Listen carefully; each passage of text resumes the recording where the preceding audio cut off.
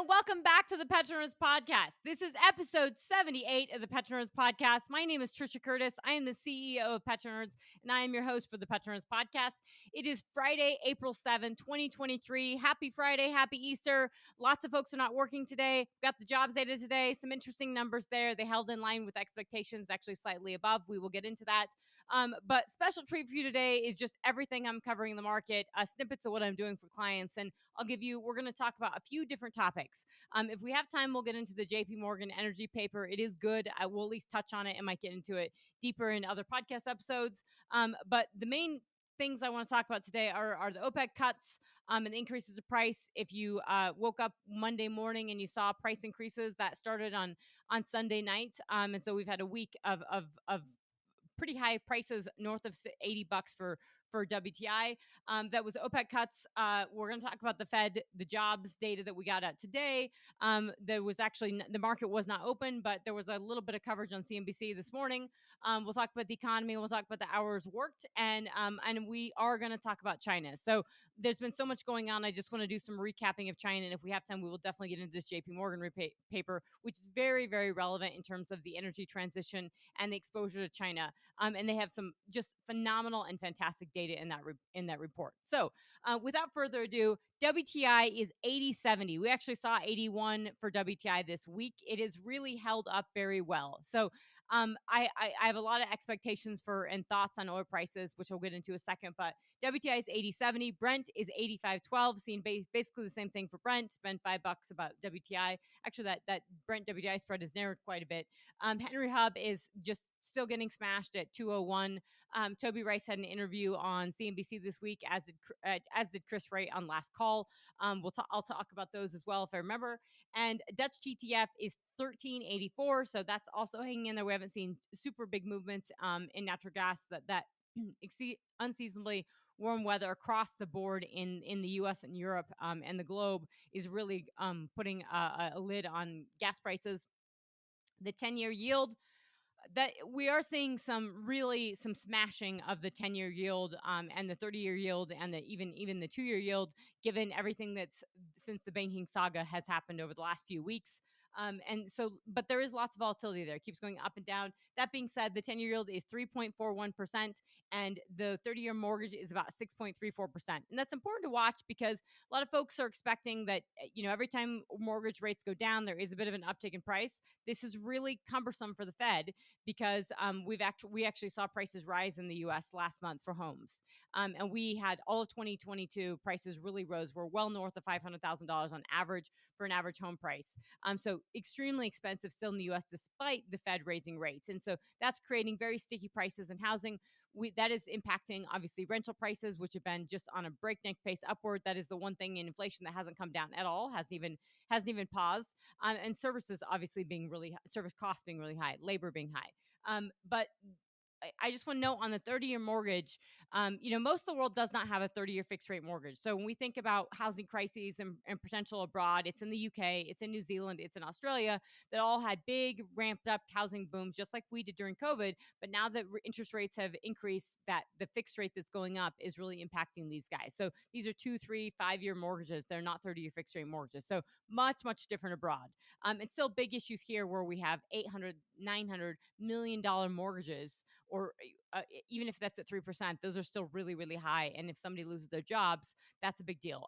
The tech industry has cut they've been about 38%, I think is the number of the cuts of jobs. And they've cut well north of 100,000 jobs as of right now. But that mortgage rate, that spiked to over 7% in October of last year, that came down. And every time it comes down would have a little bit of a excitement on the housing sale side. So some replenishment there of folks getting a little more excited and people locking in and buying homes.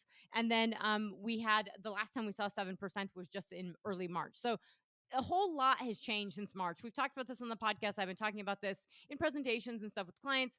The world has really changed a lot since early March, where we had between the jobs data and the inflation data, especially the inflation data and that stickiness inflation data, the Fed was basically saying we're going to raise rates probably a couple more times and even more and hold it there. Now, the Fed is still saying they're going to hold it there, but there's a lot of caution and concern on whether they're going to cut. And the market is saying the yields that you're seeing on the 10-year, on 30-year, and the 2 are all saying that they're going to cut, but the Fed is saying that they're not.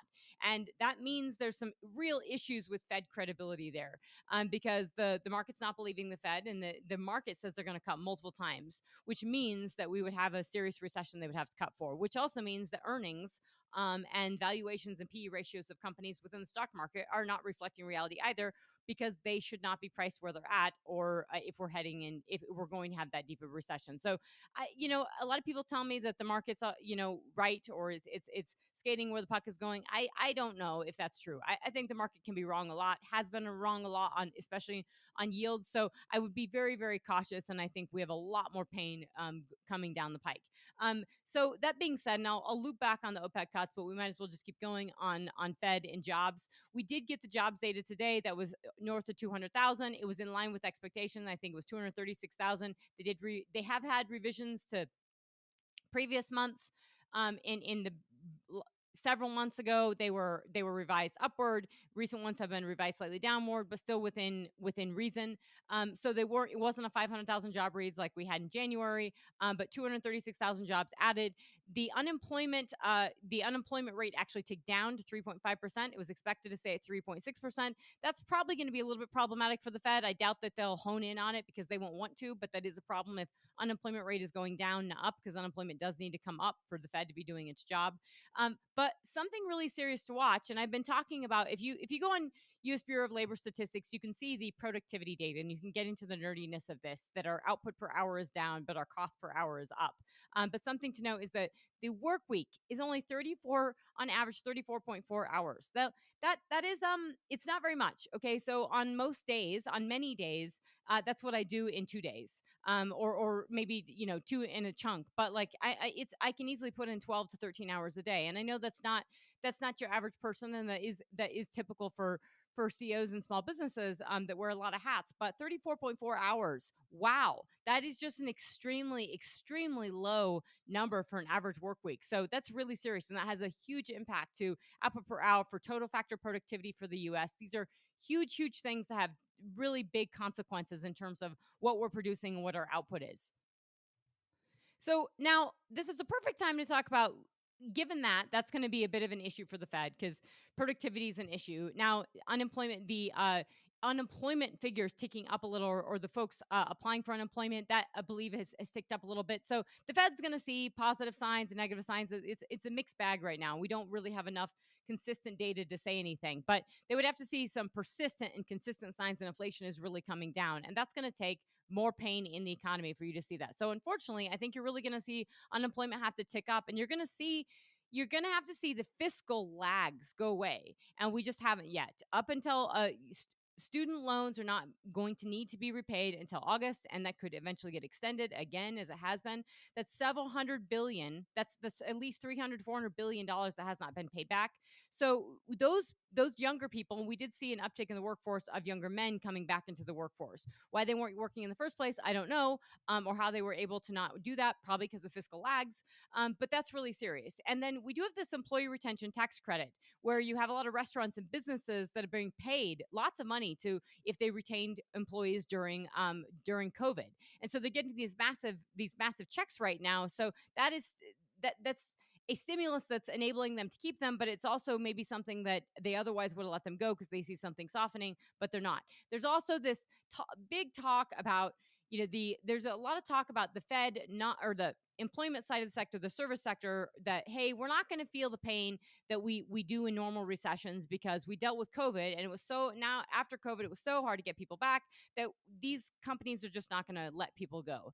Well, they will eventually if the pain gets bad. And I am not seeing yet going to restaurants, if you're going to notable places that you see, and it's good to just waste watch, go to Costco, go to Walmart, go to your normal stores, and go to your normal restaurants, and just see what does activity look like on a Wednesday night. I can say there are a couple places I've seen it slightly thinner. I don't know if that's just what's going on there. There could be events in Denver, but Costco data actually was down. And Costco, the big box store, generally sells to a higher end consumer. And that data point, it was 1 month, but it was down. And so there's concerns, and it was discretionary items. So food was up, but obviously food, the prices and inflation side have really been going up. And, I was just talking with an Uber driver today that the cumulative impact of inflation is something that people don't appreciate. We're hearing across the world, governments and central banks really talk about, well, we're starting to feel the impacts of higher interest rates, and interest rates are what's doing this.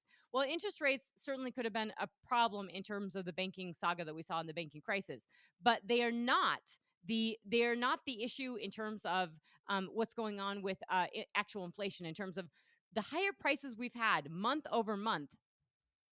Yeah, so the higher prices we've had month over month will have a cumulative impact, right? Just like the cumulative impact of Fed rate cuts are having an impact, right? Or Fed rate hikes, or as you add them up, and then down the road these have lagging impacts. And we're feeling that from the inflation side. So I do think a lot of things slowing is not just Fed raising rates and money getting more expensive for tech companies and capital getting more expensive for green tech. It is consumers feeling the pain of inflation. And it is so downplayed by the media, and it's not something really appreciated. It's not something the administration wants to talk about or any politician wants to talk about. It's a lot easier for them to say the Fed's doing things wrong, and the Fed has done lots of things wrong. They were very, very late to press the go button and get off to the races in raising rates and cooling inflation. But now there's lots of criticism, and they don't seem like they have it in order. They, as I've mentioned, Jerome Powell did not seem like he had his wits about him. He didn't seem confident. The Fed has not been reassuring. We don't know if the market's discounting on the rate side, but the Fed is saying we're still raising, we're still holding. It's pretty confusing out there. And I would say the Fed is not doing a good job there, and they have not yet cooled wage inflation. And so, and service cost inflation, and obviously housing. So this is a big deal, and these are all getting things that can get embedded into the economy.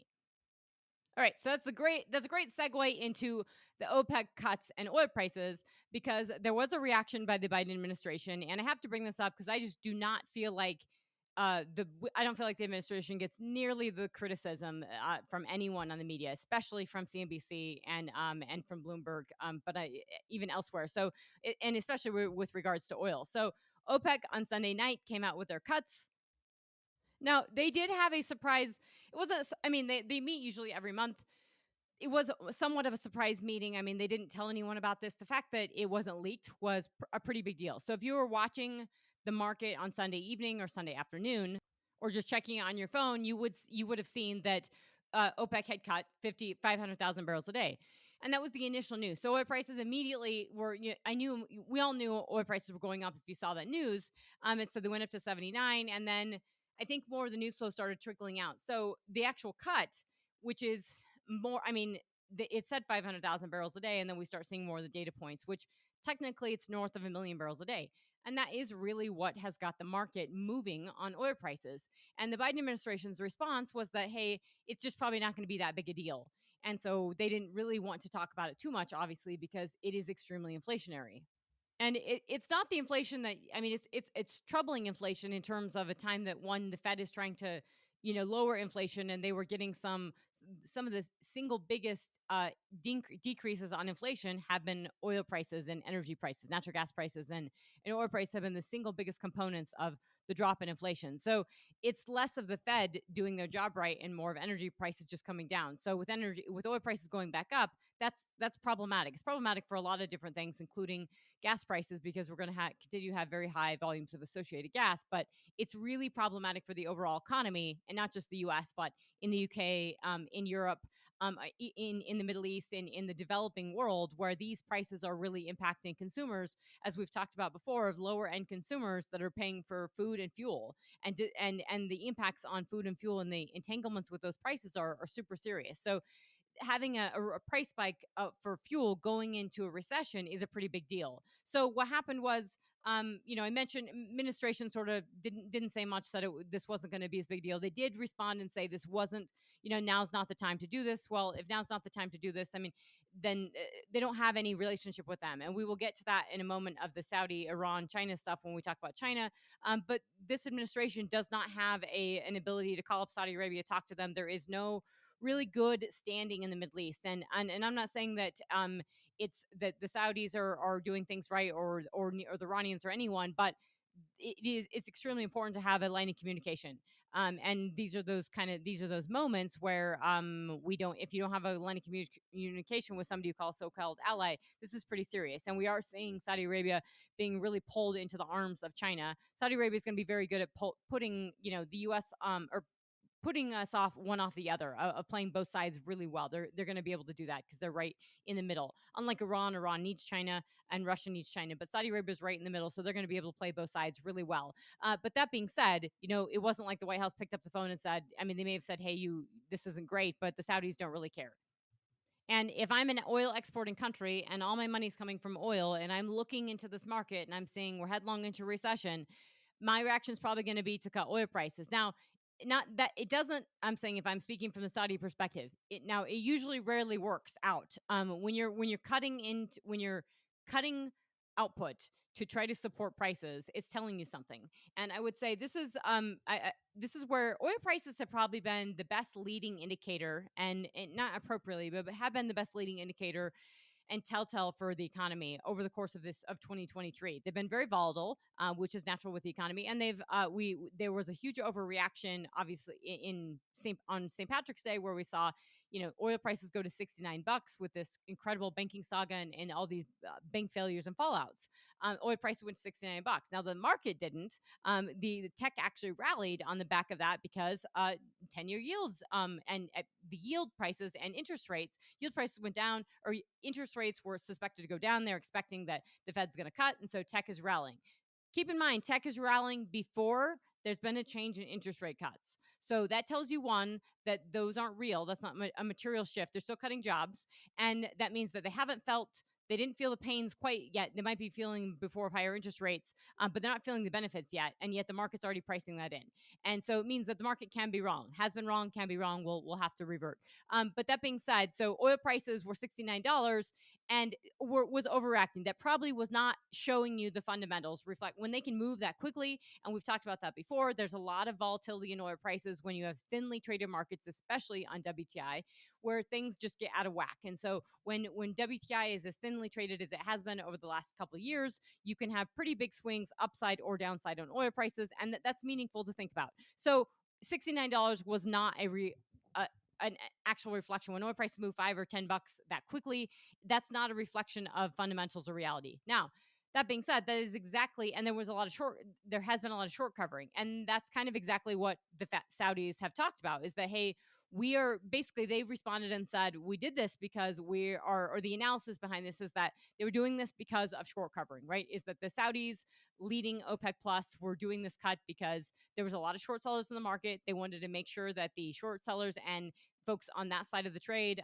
were kept on their toes, and that they wanted crude to better reflect fundamentals. And I'm not saying crude was not or accurately appreciating fundamentals. It probably needs to better reflect fundamentals, but artificially inflating it or is also not impact is also doesn't mean it's reflecting fundamentals. So going from 69 to 80 as quickly as we did, neither of those are probably fundamentals. It does kind of tell you probably where the high bar is, and maybe I'm not saying where the low bar is. Going into recession, we're going to see a sell-off in oil prices. That's just going to happen because it's that bellwether. But it's also not a good sign that the Saudis are going into this looking and saying, hey, we're trying to prop this up as we're going into recession. So, and it's pretty telling because it's telling you that how they see the Chinese economy, the reopening. I don't think they are. They're not going to say that vocally, but I don't think they see that as robust. Nor does anyone on the list side see that as robust as folks thought, or had overplayed. Just like a lot of the Chinese stock market, the Hong Kong market really had a big boon to it. Everybody went crazy when China did the lifting of zero COVID. We've since seen that calm down considerably. And so again, the market sort of got ahead of that, and we have not seen the economy respond nearly as optimistically or nearly as well as a lot of folks had projected. So clearly, the Chinese economy is going through a lot of pains and lingering pains, and there's a lot going on within China. That being said, clearly they're increasing their oil demand and they're sort of getting back to some normalization. But it's not the robust levels that was expected, or you wouldn't have needed this cut. So the Saudis sort of wanting to keep this floor of $80. If they're chasing this is this is a benefit to U.S. shale producers. It doesn't mean that public companies are going to spend any more on U.S. shale. They're going to increase their budgets considerably, but it does mean that there's a little bit here and there. And I do think that the very, very low natural gas prices and sustained low gas prices and the moving of rigs around, you are seeing a little bit of compression, I think, on rig prices. I'm not saying massive, but I think the incredible inflationary feel that we had, at the end of last year, over the course of 2022, is probably coming off a little bit, and that's not a bad thing for the industry to continue to drill holes and to add production and bring it online. So, if we look at the actual numbers for the production cuts, what they said was so this was a meeting that was it didn't get leaked, and there was a lot of commentary on that, how impressive that was, because a lot of stuff gets leaked in advance. So the Saudis probably were controlling this mostly on their own, and then had everyone agree to this, and then when it came out, it had not been leaked before. So that's impressive in and of itself. But so I'm coming from the website from the OPEC. It says, "quote The meeting noted the following voluntary production adjustment announcement on April 2nd, 2023 by Saudi Arabia, 500,000 barrels a day, Iraq, 211,000 barrels a day, United Arab Emirates, 144,000 barrels a day, Kuwait, 128,000 barrels a day, Kazakhstan, 78,000 barrels a day, Algeria, 48,000 barrels a day, Oman, 40,000 barrels a day, Gabon, 8,000 barrels a day, starting May until the end of 2023. This will be in addition to the production adjustments decided on the 33rd OPEC and non-OPEC ministerial meeting. So this is the 48th meeting, so the one way back when. So the above will be in addition to the announced voluntary adjustment by the Russian Federation of 500,000 barrels a day until the end of 2023, which will be the average production levels as assessed by the secondary sources for the month of February 2023. So, and then it continues to say, accordingly, this will bring the total additional voluntary production adjustments by the above mentioned countries to 1.66 million barrels a day. End quote. Now, we may not materialize all of those cuts, and that's what the administration was sort of leaning on, and some others have suggested as well. We may not materialize all those cuts, but if they do, it's pretty significant. And it's important to point out that right now, Saudi Arabia is, So Saudi Arabia is over 10 million barrels a day of production. We are seeing still over 10. They're about 10.3 million barrels a day of production. So they have not had a consistent month-over-month decrease. They've been hanging about there for the last couple months. And that we are still seeing for January production numbers, according to OPEC, that Russia was still at over 11 million barrels a day output. So, but they're expecting them to come down, and showing that in the forecasts of their production for over the course of the year, they're expecting them to come down by 500,000 barrels a day. So this could be a bit of a cover for Russia to actually decrease output. And that's a benefit for everyone, right? That was going to happen, but that's a benefit for all of OPEC and Russia to have these prices pushed up. And that does, prices going up a little does help Russia, because they have seen some pretty severe discounts to their crude oil prices. So I would continue to watch crude oil. It might be a little overdone. I mean, whether or not we're going to stay here, I don't think we're going to go up much from here. We could, but everyone came out, every analyst came out on Monday morning, said, "Oh my gosh, we're going to $120 a barrel. We're going to $100 a barrel in the next quarter." I mean, there's just not a lot of demand fundamentals to support that. So in that could happen because of supply, and we are in a really, really unique place thinking about, as we're headlong into recession, what does this look like? And banking crises, the Fed doesn't have stability, going to have to maintain interest rates, oil prices adding to inflation, puts the whole economy in a tailspin. I mean, higher oil prices are not good for the economy. They're not good for consumption. And this could be something that, maybe $80, it's okay, but I would be very, very careful of this increase in oil price, the impact it does to the consumer. It's not going to feel good at the pump. And this is going to, as you're already leaning into, you've had several months of very high inflation across the entire world. This is another pain point. So hard for the Fed, hard for the economy, may not end well for OPEC and pricing as they think. So wishful, wanting higher oil prices is one thing. Getting them into a recession is another thing. Now, that all being said, there are a lot of reasons why oil prices will likely be maintained in this recession. And that's because you simply have this very, very unique geopolitical backdrop that we've never had before.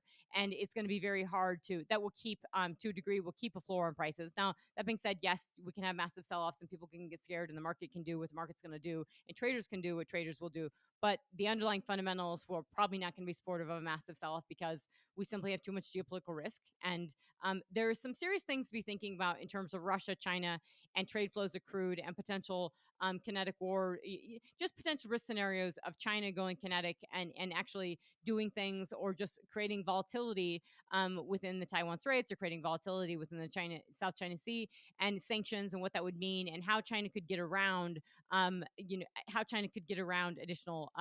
How they could get more barrels from Russia as opposed to what's coming from the sea, including Russia, including Saudi Arabia and Iran.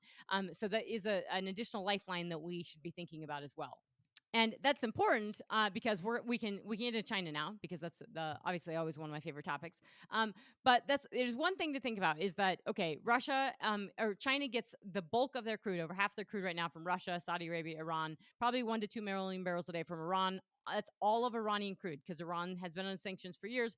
All of Iran's crude, their exports, what they're not using, is going to China. Maybe some's a little going to North Korea and any other unsavory country that's willing to take it, but that's all been going to China. So that's a pretty important relationship. That's a great relationship for China to have, because they're getting all that crude. That crude's not fighting on the market. We don't know what they're paying for that. So that's pretty serious.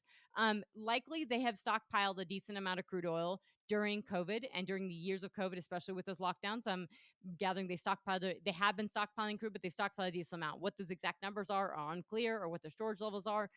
But that's something to think about. And then they're getting about 2 million barrels a day from Saudi Arabia as well. And that a relationship and what's going on between Saudi Arabia and Iran, and Beijing's role in that, is really serious on a number of different levels. But it's very serious in conjunction with their continuity with Russia, which obviously uh, uh, Xi Jinping was just in Russia recently and reaffirming that relationship. And there's a talk, even this JP Morgan report talked about increased, not just increased crude flow and energy going from Russia to China, but energy, armaments and sales and ammunitions going from China to Russia. So that's very, very real and super serious. So if we think this is one sided, it's not. The China is not just giving Russia money, okay, and money that they desperately need, or access to money. They're giving them lots of other things, and China's getting lots of other things in return, including coal and grain and oil. But that being said, thinking about that triad is really important. Is that if you were to think, okay, we sanction China, or there's volatility going on in the South China Sea, or anywhere that China's involved, would they be able to get that oil from Saudi Arabia or Iran? No, some of those might be risks, right? Sea lanes of communication, boats in the water, ships in the water, that might be an issue. But anything coming from Russia, and this is really important to point out, they're getting a million to 2 million barrels a day via pipeline. Some obviously you can get that via ship as well. So I would, we increased crude by rail massively when we had the Bakken boom, and we couldn't get enough. We couldn't get pipelines built, and we couldn't get them build them fast enough. You can put crude on rail cars, and you can put them also on you can put them in trucks. So I would not underestimate the ability for China to get increasing volumes of crude from Russia via the border, via rail cars and trucks. Another big benefit for China, that all those troops that were on the border of Russia and China historically for decades and decades are now all in Ukraine. It really benefits China of they don't have to worry about their border, and they can increase and free up that trade. And this is definitely going to be one of them, that if there was a wartime situation, I think you could easily and feasibly see cross-border trade on a rail side and a truck side for crude really increase. So that's just a little side note. And that's important to point out, because China just, at the back of their two-party sessions, their the Consultative Party Congress and their National Party, their NPCC and their CPC, the two big meetings, the two pulveries that they had, or two sessions that they had at the beginning of March. At the end of that, they had they basically announced very publicly that they had not a peace deal, but a rapprochement between Iran and Saudi Arabia. And they had delegations, they had folks from Iran and Saudi Arabia and China, and they had basically said, hey, these guys are willing to do a peace deal, and we're the ones brokering this. And so that's really big for China to say, we're on the world stage, we are brokering peace deals that, the US or European Union couldn't do. And we mean business. So when they say, hey, we're looking to broker a peace deal in the Ukraine, that's not going to happen, but it makes them look really good. And they can play this up with the UN. They can play this up with others. I've seen US politicians say this is great. What's the harm in doing this? It sounds a lot to me like, the cooperation on climate change. There's some serious issues with this. Because if I'm China and I have very good close allies as like Saudi Arabia and Iran, but I'm concerned about them maybe fighting with each other in the future when I need something, I would like to get that sorted out now. Now, this is not a marriage. This is not a good marriage. This is beyond. It's not even a marriage. This is basically just friendly acquaintances, or even acquaintances that just aren't killing each other for the moment. So Middle East is rife with peace deals gone awry. So I would be careful to think this is a long term thing, but this is meaningful in the context of if the fact that China could do this, it's pretty important, and there are some benefits to the Saudis if they could, they have this ongoing war in Yemen. If that could be solved or reduced, that would save a lot of money on their part. They're spending tons of money, billions and billions of dollars on this war in Yemen, which the Iran is backing, the Houthis in Yemen. So there's a lot of issues that could be potential that it could be positive for both of those countries in terms of a cost standpoint. Um, but it's not good for it doesn't look good for Israel. And there is I mean, there's a lot of volatility going on in Israel, and I won't get into that, but that is a big issue between Iran and Israel. So, it's nothing simple within the Middle East, and China likely knows that that's not simple, but this looks good for them. They're playing this up considerably, and this has a lot to do. This does have a lot to do with energy. And we also saw the Saudis come out and say we are doubling down in our. A lot of it was already planned investment, but they're doubling down in their downstream investments in China. So it's a guaranteed market for their crude, both for Iran and Saudi Arabia. When you think about folks talking about the energy transition, and we think about the folks actually leaning into the energy transition, which is the EU and the US, basically the rest of the world isn't. And this is a really nice guarantee for Saudi Arabia to have a long term export place to take their crude. And so if you're thinking of why they've turned into China, this is a big portion because of it. And a lot of that was also because of so much U.S. shale. Our demand for Saudi crude has dwindled considerably from millions of barrels a day to we it's a fraction of what it was. I mean, Nigerian barrels went from a million or 2 million barrels a day to nothing in terms of imports, and Saudi Arabian barrels have come down considerably. So they need markets for their crude, and it works out well when they have refineries in those markets as well.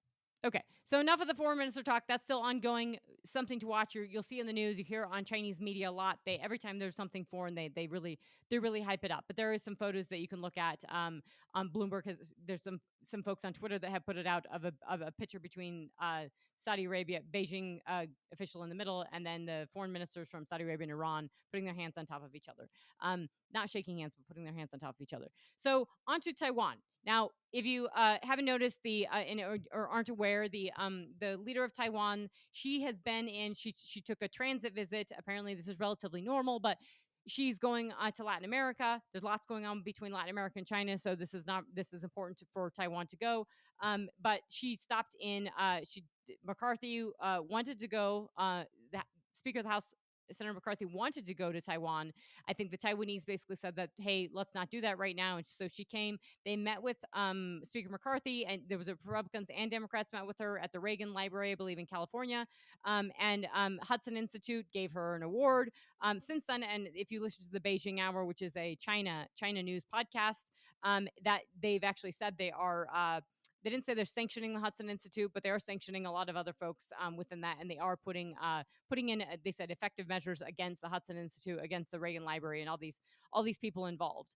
So there is a 2024 election in Taiwan, and that's really serious because the former leader of Taiwan is actually in Beijing right now. So that there's a lot of complexities and a lot of messiness. And so he's obviously Beijing is trying to, and China is trying to woo Taiwan in, and he's made considerable statements. If you listen to Chinese media, you'll hear and see these of how great it is and what their ties are. So that's complicated. On top of that, and this is why I say this gets really, really complicated with Europe and the energy transition in China, because the tensions with China are growing. People don't want to say we're in a Cold War. This is absolutely Cold War, and it's getting warmer by the minute.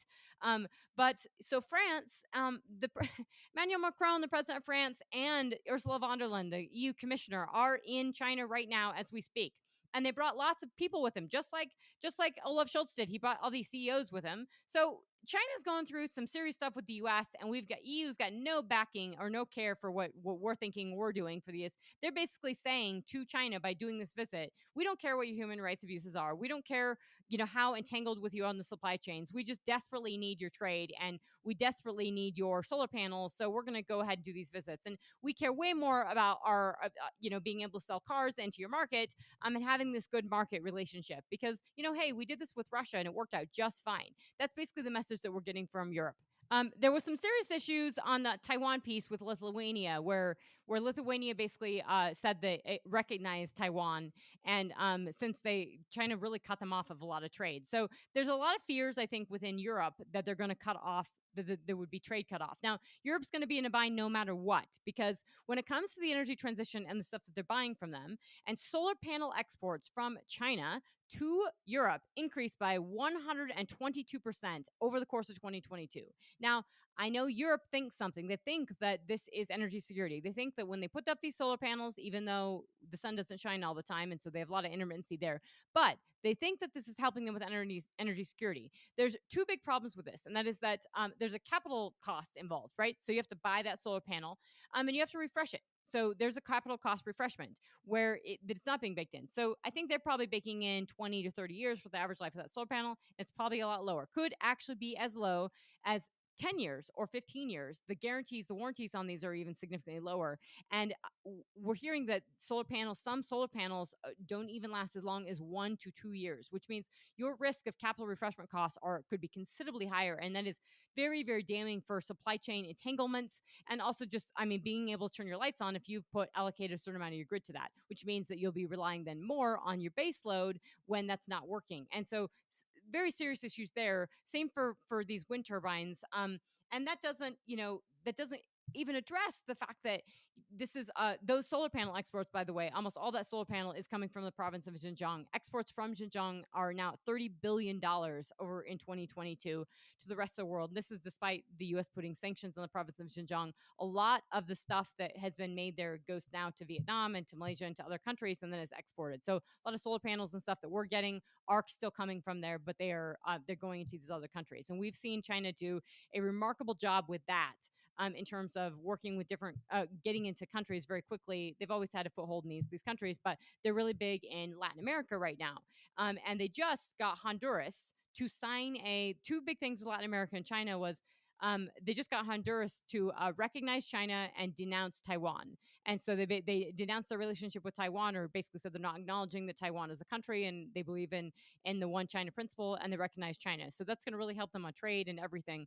And that's really serious because that is Latin America. That's a lot closer to home to the U.S.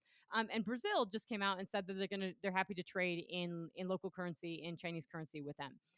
That they're pretty big ramifications as China, as we're seeing this, where China's working to decouple from the dollar.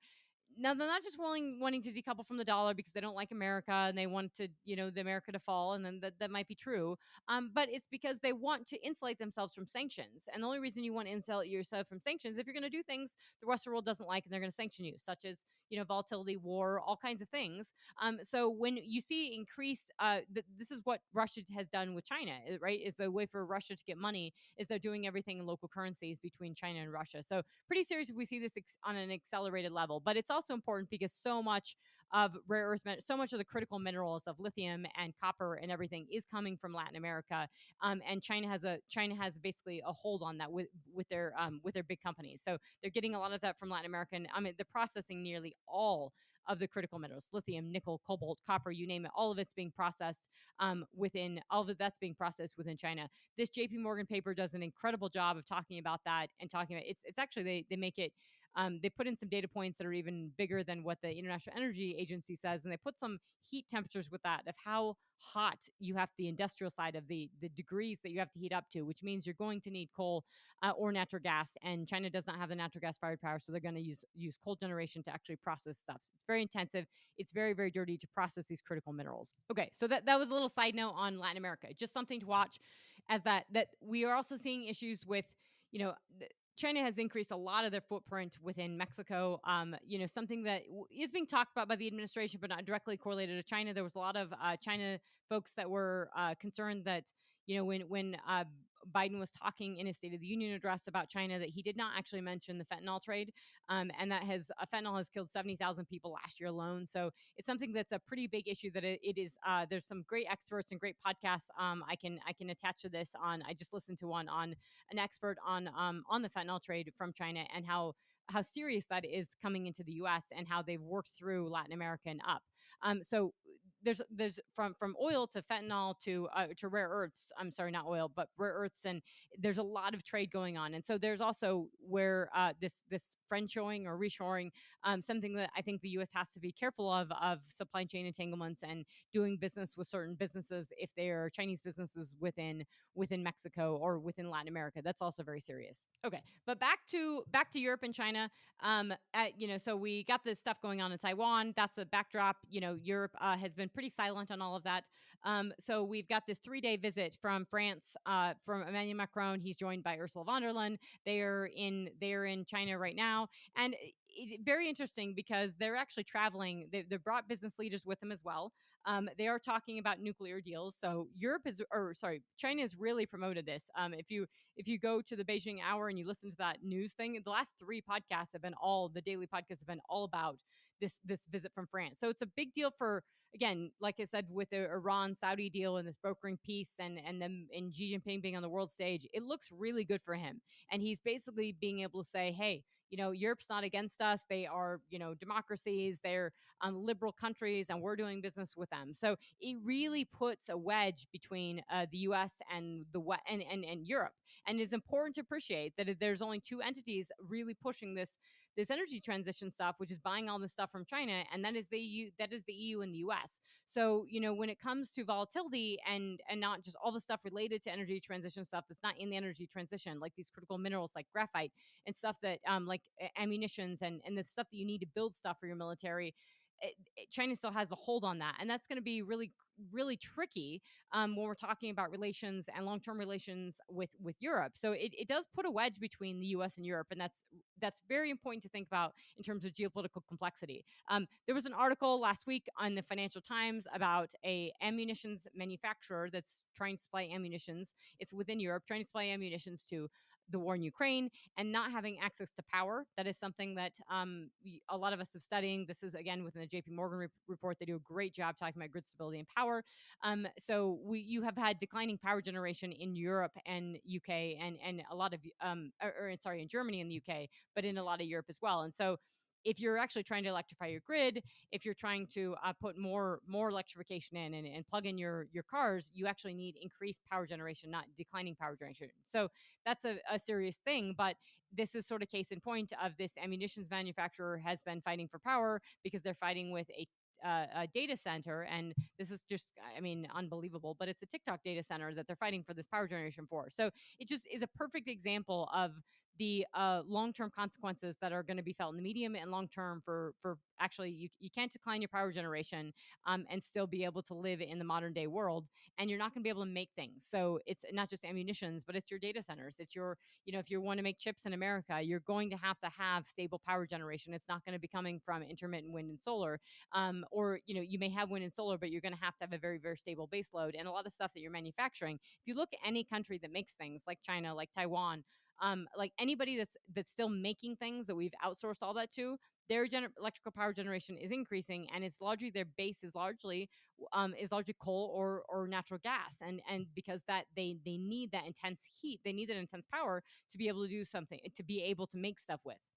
So, anyways, back to the 3-day trip. France and Ursula von der Leyen are there, and the Emmanuel Macron is actually traveling with Xi Jinping, and that is a bit unprecedented. So he's actually going, actually traveling to a city with him. I think that is a big publicity thing as well, and it does also show that these European leaders are in there for the business front. So they have, if you listen to South China Morning Post and some of the stuff that they've reported within their podcast, they've talked about, these guys are here to help rein in. The European leaders are here to rein in Beijing and help Beijing talk to Russia and try to get an end to this war. It doesn't look like that's what they're doing. It looks like they're on business deal trips. And if I'm Ukraine, I would be a little bit concerned about this because they should be basically saying, hey, we're going to reduce our business deals with you unless you help us end this war. And that doesn't seem to be obviously what's happening. This seems to be very business oriented. And this seems to be almost Europe saying, hey, we're not with the US on this, and we don't want to cut you off from anything. That gets also further complicated given that the Netherlands is one of the biggest chip manufacturers and has also agreed to help limit exports to China. And this also puts, we've seen the leader of Japan actually go to Ukraine. He's been stepping on the world stage. So lots and lots going on in this space that is super tied in and very, very intrinsic and very tied in. And it matters because it's all tied up into critical minerals and energy security and everything going on, and the health of these economies. And I'm not going to be able to go into in depth because I want to keep this podcast on the shorter end for you guys. But this energy transition paper, and it's the JP Morgan's annual energy paper that they put out. It's absolutely worth a read. I have a little bit of criticism. It's a funny image that they have up front. They have like teenagers that is a windmill, and or is a wind turbine, and a chick that's a solar chick, and they're teenagers, and they say this is the title of this is Growing Pains: The Renewable Transition in Adolescence. And I'm a little critical of that title because I think the energy transition is sort of falling apart at the seams before it's even got off to the races. So I think it's more on life support than in adolescence, because adolescence suggests that it's we're just going through some growing pains, but we're going to get through there. And the body of their paper doesn't actually support that. The body of their paper is extremely damning in terms of where we're at and how we get there. There is some positive stuff on heat pumps, a little more than positive than I expected from the technological growth and the ability for heat pumps to work. But they said heat pumps also work as air conditioning or HVACs. So the offsets in CO2 emissions are likely going to be neutral because the folks that didn't have HVACs before in Europe, now with the heat pump, will be using them more in the summer, and that may offset CO2 emissions. They also point in the beginning and something that Chris Wright and lots of folks really talk about this, but is the fossil fuel share, and I call it traditional fuels, but fossil fuel share of primary energy since 1965.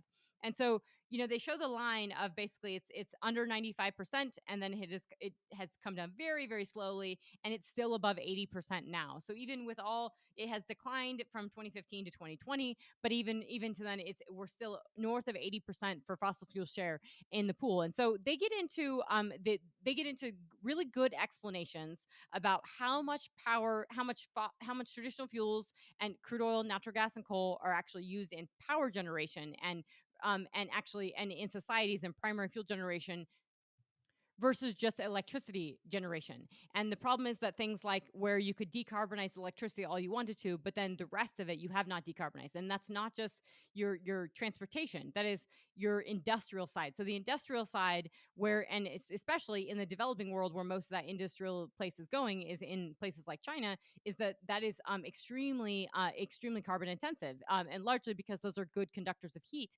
and good power, but you're using coal for most of that. And so your industrial sector is very, very hard to decarbonize. And areas like cement, where China controls the bulk of that, are also extremely hard to decarbonize. And so, I mean, the data points are fantastic. I encourage you to check it out, and I'll go through it in more detail in another podcast. They also talk about they show really great graphs on U.S. shale reinvestment, which is down to all time. We're basically we're just off our all time lows, but U.S. shale reinvestment is incredibly low.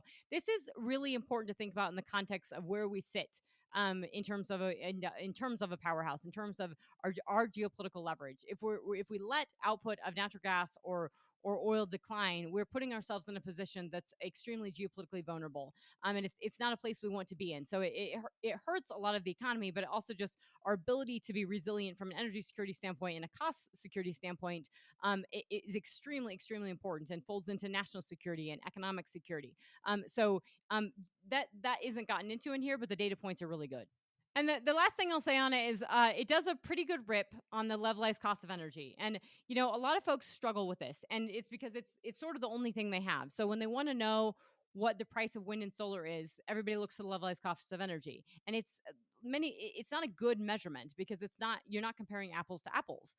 So it's it's a really good quote. I'm just going to read this. It says, quote, levelized cost of energy, they say, quote, is a distraction if you're trying to understand total system cost of electricity. Why? When computed for individual generation or storage technologies, levelized cost of energy does not properly take account of A, the need for backup power, storage, and reserve margins to maintain system reliability. That's pretty big, because those are all big components of the intermittency for both wind and solar. The value of electricity supplied at different times of the day or year, also really important. And C, the need to overbuild wind and solar capacity to meet demand in deeply decarbonized systems. Those are three really, really serious things. So he also says, in other words, LCOE, levelized cost of energy, only measures the cost of the marginal megawatt hour of MWH, megawatt hour of wind or solar power, and typically does not include any of these other capital or operating costs. That's why I generally ignore it, and I'm amazed at how many people still don't realize that LCOE is a misleading basis for estimating total system costs to governments, electricity consumers, and taxpayers. This paper also goes on to talk about the instability and the potential for taking developed countries and turning them into developing countries and deindustrialize the accelerated deindustrialization of the West, which I have spent a lot of work on. It doesn't talk about sort of deeper geopolitical ramifications. We can draw those own conclusions, but it's extremely serious in talking about the hollowing out of the industrial sector in Europe, and that you can't. And the problem is that all these countries and societies, which they have in here, have these massive plans to go green and to electrify their grids, which means and to electrify their economies, which means they will have to add power generation capacity. They can't decrease it. And that's what they've been doing, is decreasing it. And then they've also been just decreasing demand. And so these are compounded impacts to your economy that are very, very meaningful. But this paper does an exceptional job of really getting your head wrapped around intermittency and things of wind and solar, and not comparing apples to apples, especially when it comes to this levelized cost of energy, and that you have to have backup power generation. The book I mentioned, Not Zero, has a couple interesting anecdotes, but one of them is that in the UK specifically, you have to pay basically for that backup power generation. So if you're looking to have just wind and solar, and you don't want to rely, and you have to have backup for your base load, but the problem is that you have to pay to have that power plant running all the time, right? You have to have the people there, and you have to have it ready in case you need it. So that cost that you have for not using it is really important. And then it's not running as efficiently, probably as efficiently from a cost standpoint, but probably also not efficiently from an actual energy standpoint and emission standpoint, because you're just pulling on it when you need it. So there's a lot of just externalities to this that I think are extremely important to understand. The whack-a-mole thing with CO2, that you're not doing much, and the huge, huge geopolitical ramifications. So with that, I know I've talked a lot. We will get into this paper another point, another time, but please take a look at it. It's really, really good. Everybody in the energy industry is taking a look at it. And hope you guys have a great long holiday weekend, and we will talk to you soon, folks. Bye.